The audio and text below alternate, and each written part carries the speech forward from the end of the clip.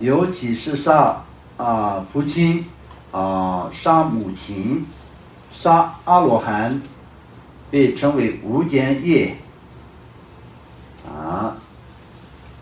那么这些是最严重的，相当就是杀自己的亲生的父亲，然后亲生的母亲，还有杀阿罗汉。那我们不是有无间罪里面，这3个都是在无间罪里面的，非常非常的严重的罪过无间业是今生与来世之间无有中因而直接堕入无间地狱之因。所以我们所讲的在6中因的过程当中，有讲到就是临终中因后会产生10相中因，10相中因后产生业力中因等等，就是中因的最基本的对很多人对所有的人来说的话，就有中阴的49天的这个时间的有些的这个显现的这些各个方面，对于他这种人来说的完完全全不需要经过的，在人类就一闭上眼睛就直接可以到了无间地狱所以非常严重的。那么无间地狱的意思是什么？那么地狱本身就是有很多，那前面我们讲过那个地狱的部分嘛，今天不需要太多的解释，因为地狱都是有一个他们的那个说明的一个时间跟痛苦的时间，但是无间这来说的话，就无间地狱来说的痛苦的程度也没有办法计算然后时间也没有办法衡量，所以就非常就是等于就是完全就是从地狱当中永远就是没有办法脱离的，就这个意思。现在我们有些人认为自己没有亲自动手杀生，所以我们有造杀业我没有造杀生的罪业。但是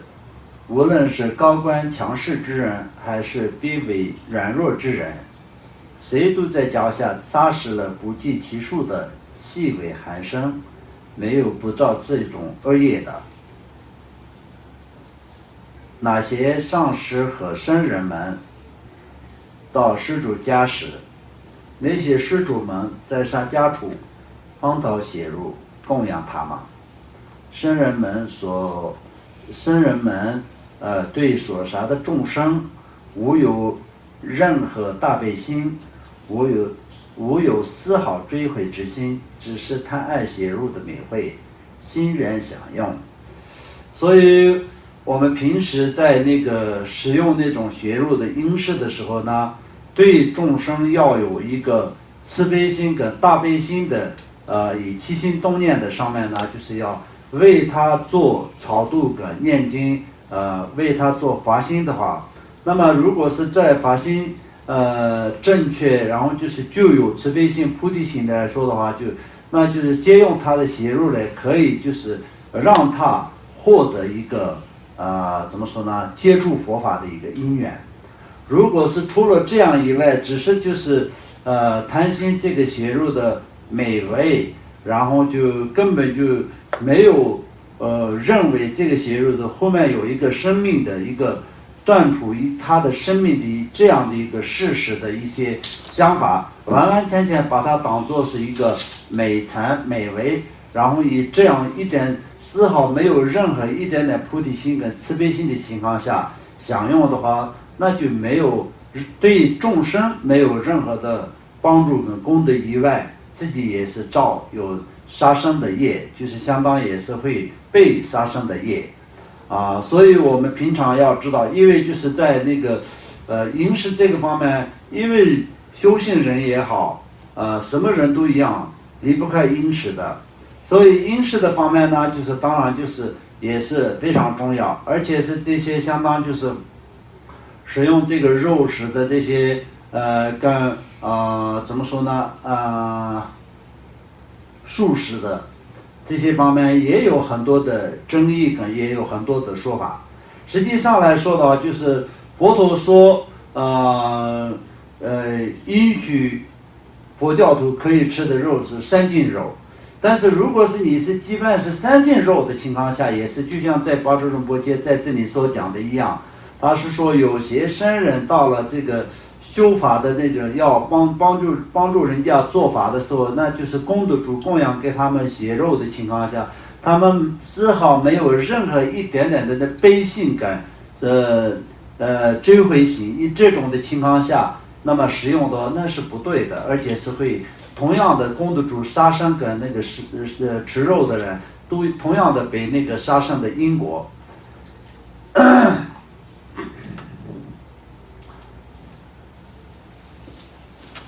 然后呢，就是在在那个，如果是你有悲心虽然在供得主这样的供养的血肉呢，就是并不是什么非常应该要赞叹的一个对象，并不是什么应该要赞叹的对象。但是呢，如果是今天供养的对象是一个具有菩提心的人的话，那他肯定是会对这个众生是会起帮助的。然后就是有发菩提心、慈悲心来超度他的话，他有这个能力的话，那对众生是有帮助，而且自己也是不会被这个使用那种众生的邪入的因果。除了这样以外的话，那肯定也是一样的，我们不断的在造业的这个事实的情况是必须得要知道，长期我们就要修善断恶的整个的过程当中呢，就要回向超度，这个都是非常重要的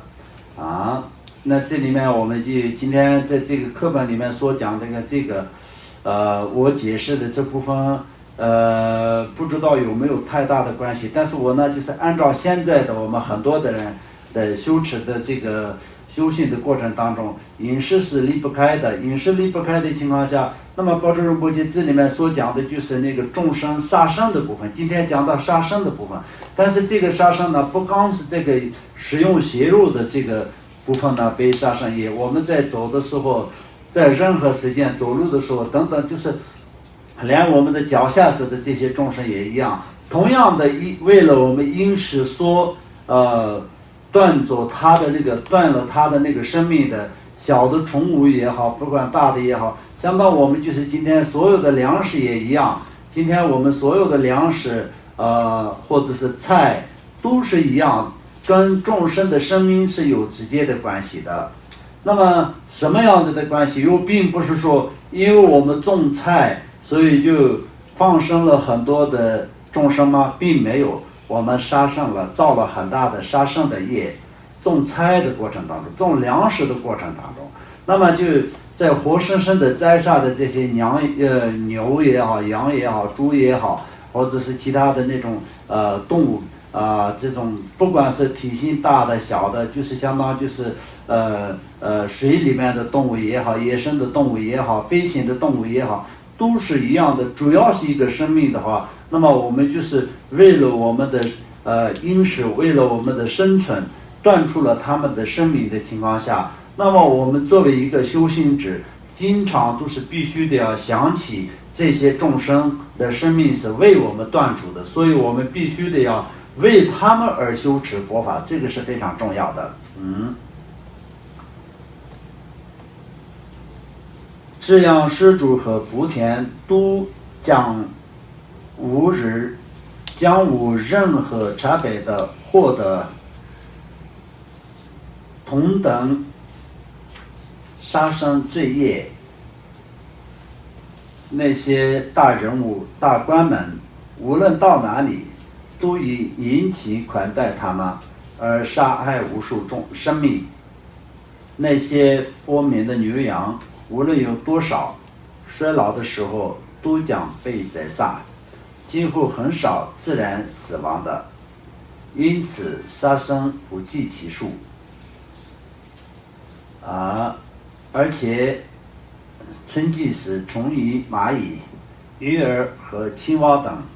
被牛羊连同草一起吞下，或者前后体践踏而丧命，以及马粪、牛粪中死亡的寒生也是不计其数。这些杀生的罪业也降落到他们主人的身上。那从这个上面我们又要知道一件事情，因为巴珠仁波切在这里所讲的就是藏区的牧区为主要的，所有的区里都是这样的，因为都是在众生来说的，也是我们食用血肉的，只是那个牛跟羊那些而已。但是现在我们要知道，就是除了牛羊以外的，除了自己家养的或者自己用钱买回来的，所有的众生都是一样的道理。那么这里面所讲的就相当就是在牛粪跟马粪里面产生的重物，然后最后死亡的那些众生等等这些，或者是马羊牛，他们就是在春天的时候跟草一起吃进去的那些众生，都是他们这些的业力都会变成这些牛羊的主人的造了业的所以这些都是因果的关系。巴遮仁波切不是说只是他一个人推理然后推理出来的吗？这并不是的。本身巴遮仁波切写《普贤上师言教》这本书的话，为什么叫普贤上师言教？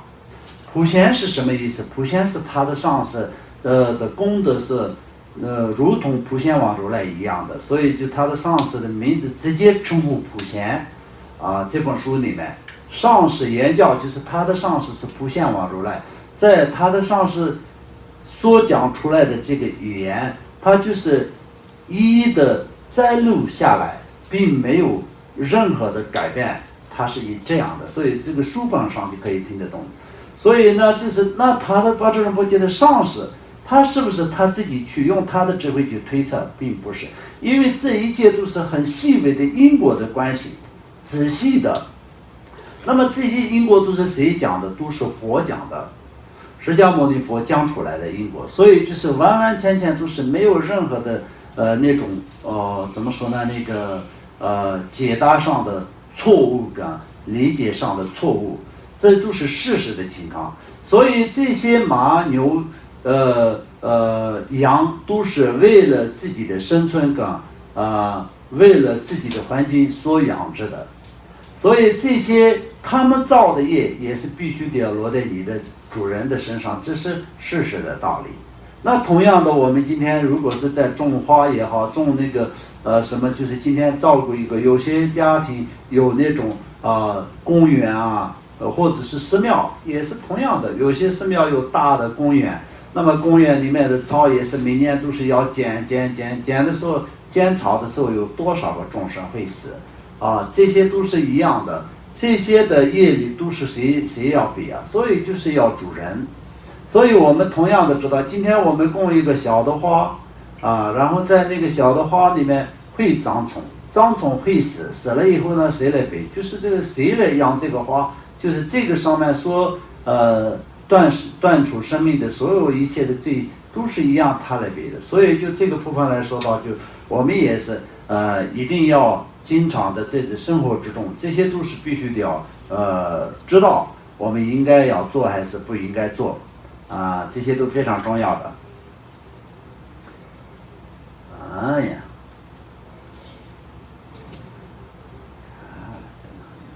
除了牛马之外，刚才念到落在他们除了牛马以外，以绵羊为例，更是无尽罪业的来源。这些羊以小蛇、青蛙、鸟蛋等很多微小的海生为食。好，这里面讲的就是羊，那藏区的牧区是养那个羊的非常多嘛，放羊的人非常多。然后羊是一个比较特殊的动物，它本身是吃草的，但是它会吃那些蛇、青蛙那些鸟蛋那些，它会吃那些动物的。所以就是在藏区的有些地方搬家到了某一个，因为一年四季要搬家4次，搬4次家，所以到了一些地方呢，就藏族人知道这里就是有蛇那么也是比较害怕。藏地的蛇没有那么大，但是一样都有毒然后但是呢，就是大家都说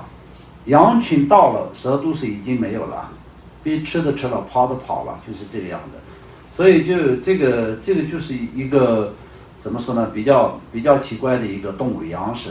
它就会使用这些，因为这些人也是当然就是业力的因果就是这样的。春季茅房的时候，米之羊的背上也有10万寒参全部上命。冬季产羊羔时，大多数羊羔刚出生便被宰杀，那些母羊也是从小到老，经过未耗尽之前，被用来挤奶或服用羊羔及食用，老的时候全部被宰杀。主人想要它们的皮肉，大夏公们羊无论到哪里，都只有被宰杀。羊生狮子时，每只羊的背上也有上亿寒参上命，因此拥有100束以上羊脂的主人必将堕一次地狱。好，我在这里听一下，稍微休息一下。